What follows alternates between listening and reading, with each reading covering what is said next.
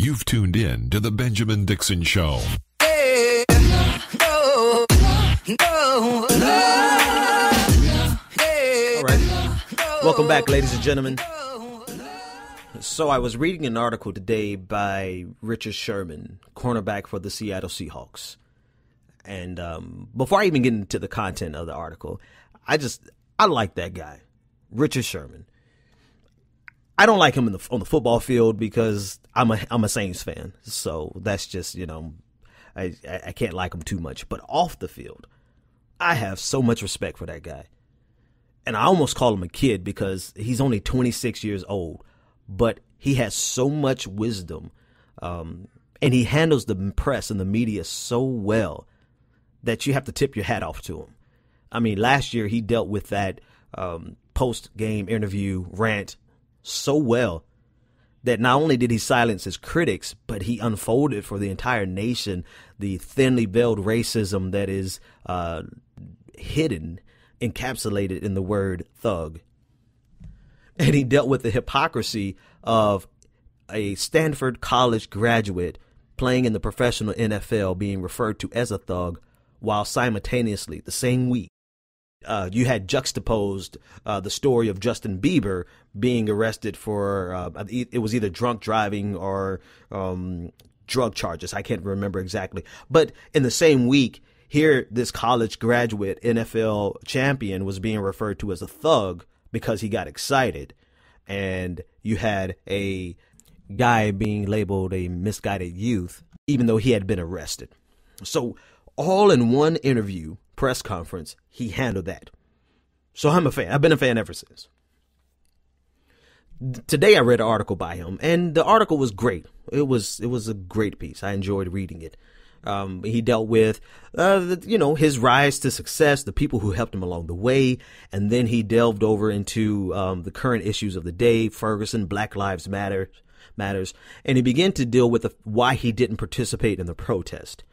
And, everybody can't get it right all the time. So let me just read to you what he said. He said, "I thought long and hard about joining in with the players across the league and making a visual statement, a T-shirt or a hands-up gesture. But ultimately, I decided against it. I asked myself, what message am I sending out? Am I going to end police violence? Racism? No, of course not. So how can I evoke change?" And he continues, I realized in the last year that I can evoke change by being a great role model, a man who respects women and police officers, who graduated from college and does everything in his power to be successful within the rules. And on the surface, I guess you're probably saying, well, what's wrong with that? On the surface, it sounds good. And it does sound good. I mean, hell, that's how I try to live my life. I've chosen that path for myself. But with the platform that he has and the audience that he has,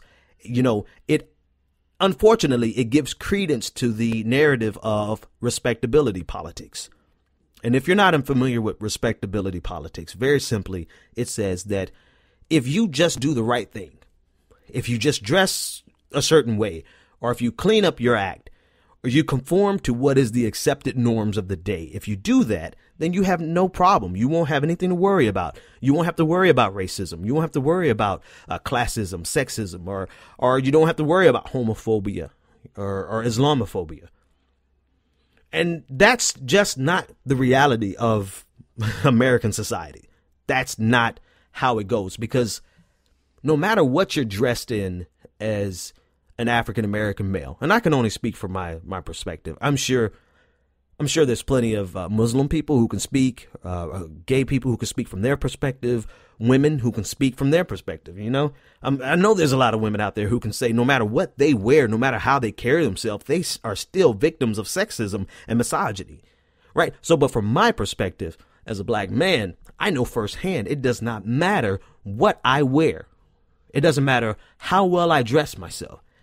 And somewhere around his age, actually, when I was about 26 years old, I intentionally cleaned up my act. I had dreads. I don't really grow much hair these days, but back then I had dreads and our fledgling dreads, and I cut them. I changed my wardrobe from baggy jeans. Thank God I grew up before skinny jeans. Back then it was baggy jeans. So I got rid of the baggy jeans and switched everything out for corporate America dress, whatever it took. So because I wanted my voice to be heard and I didn't want it to be encumbered by not conforming to the norm. So I did what I had to do. So I completely understand what Richard Sherman is talking about. But the problem is the fact that people try to use that as a means to give the system a pass. Other words, saying there's nothing wrong with the system. There's only something wrong with you. And if you just change who you are, then the system will work fine for you. I have two major problems with that, and you should too. One, why should we have to conform who we are or who we have discovered ourselves to be to what someone else says is okay? That's the part that frustrates me the most. Someone else, the arbiter of what is acceptable. What makes your version of the American dream more acceptable than my version of the American dream? Why do I have to conform to what you think is okay? Because simply doing that gives you the power so that I have to check in with you to see if who I am is okay with you. And I just can't, I can't do that anymore. I'm too old for that. I went through those stages of rebellion and then conforming. And now I'm just at an age where I don't really give a damn what you think about me. I don't care what you think is acceptable. I don't care what you think I should or should not be doing. I don't care what you think about how I dress, unless you are writing me a check, unless you are paying my bills. You no longer have any say in what is acceptable. And then to make it clear, even if you are writing me a check, you only get say in what I'm going to wear on your job that I'm coming to. All right. So that's the first problem I have with that entire train of thought of respectability politics. As long as we keep conforming to what they think is acceptable, then they will always have the power to determine what is acceptable. When in reality, every person should be able to define what is normal and acceptable for their own personal life. So that's number one. Number two, the reality of it is, even if we do conform, even if we do play by the rules, the American justice system in particular, and just some Americans in general, look at African Americans through the lens of biased criminal statistics. So that now when they see you, even if you're dressed, it doesn't matter how you're dressed. It doesn't matter where they find you at.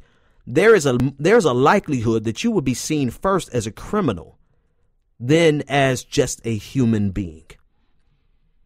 Case in point, Charles Blow, the New York Times, this week, he reported to everyone that his son, a student, third-year student at Yale University, was held at gunpoint, face down on the concrete, because he fit the description of someone they were looking for.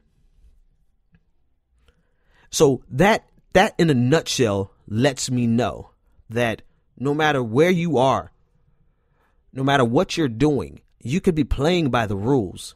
All it takes is one moment where the system forgets or doesn't know or doesn't care to know that you are playing by the rules. They don't see the rules first. They see your skin color first. And as long as the system is allowed to behave in that manner and carry on in that manner, respectability politics will still get you killed. I was coming out of a sports bar celebrating with my brother about a month back, and I was wearing it was cold, so I was wearing this designer peacoat that I love and this Michael Kors scarf.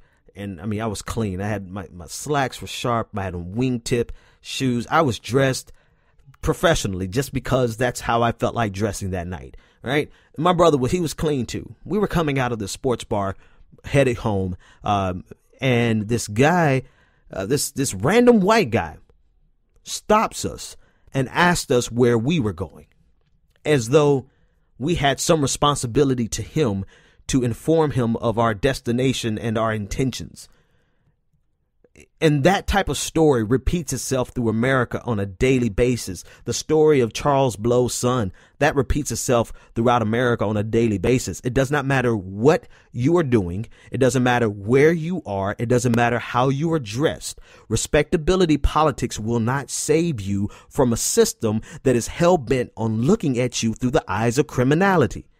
So that's the problem I have with it. And I know Richard Sherman probably wasn't trying to say that all people need to no, he was just speaking about his personal decision. And that's fine, because my personal decision, I'm going to live according to my personal decisions. I just leave it there. But the problem is that it gives credence. And now all these people are going to run around saying, oh, look at Richard Sherman. He said that if they just play by the rules, everything will be okay. Well, that's not true. And that's not true. I know that's not true, because respectability politics may get you somewhere in the corporate room. But as soon as you change clothes, you're only one wardrobe, sometimes not even a wardrobe change. You change your wardrobe and go out for a jog in a hoodie. They're not going to see how respectable you are. All they're going to see is a black man in a hoodie. Same thing applies to women. Same thing applies to any marginalized group in society. So we can't look at the victims of crime and say we have to avoid that. All they needed to do was play by the rules, or all they needed to do was conform. No, all we need to do is change the system that is allowed to treat us as a statistic, even though they know nothing about us whatsoever. So I still tip my hat off to Richard Sherman. I'm still a fan. I don't have any horse in this race for the Super Bowl, so I guess I'll pull for Richard Sherman and Marshawn Lynch. I love that dude. I'm only here so I don't get fined. I love Marshawn Lynch. All right, we're going to go to a break and we'll be right back. You're tuned in to The Benjamin Dixon Show. Join the conversation, 857-600-0518.